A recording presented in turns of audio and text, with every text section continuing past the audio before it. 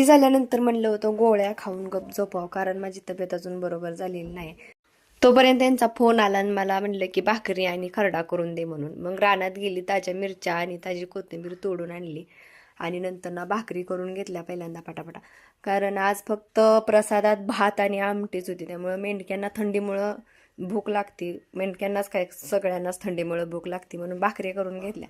तर त्याच तव्यात मिरच्या भाजून घेतल्या तेल टाकून, आणि त्याच्यात भरपूर सारी कोथिंबीर आणि भरपूर सारा असा लसूण टाकून ते चिचून घेतलं. भाकरी आणि खरडा तयार झाल्यानंतर ना मी यांच्याकडे ते बांधून दिलं आणि त्यांनी गेल्यानंतर घरातलं जरा आवरलं, भांडी धुवून घेतली आणि मला चपात्या करायला जायचं होतं. तिथं ते बघा कुत्रं कसं त्यांचं पाठीत बसले. नंतर ना तिथं चपात्या करू लागितल्या.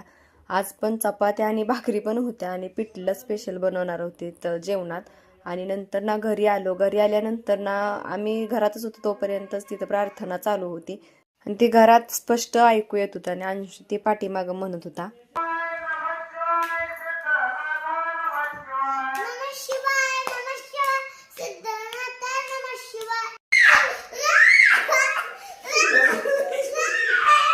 आणि याचा स्वेटर कोल्हापूरमध्येच राहिलाय आणि मोठा स्वेटर घातलाय, बाहेर थंडी वाजते म्हणून घातलाय, तर म्हणून रडतोय ही काढ म्हणून.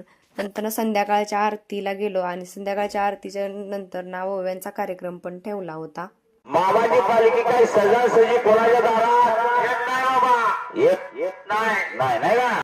बाहेर थंडी होती म्हणून घरातच जेवण आणलं होतं आणि जानू पण झोपली होती म्हणून घरातच आणून खाल्लं.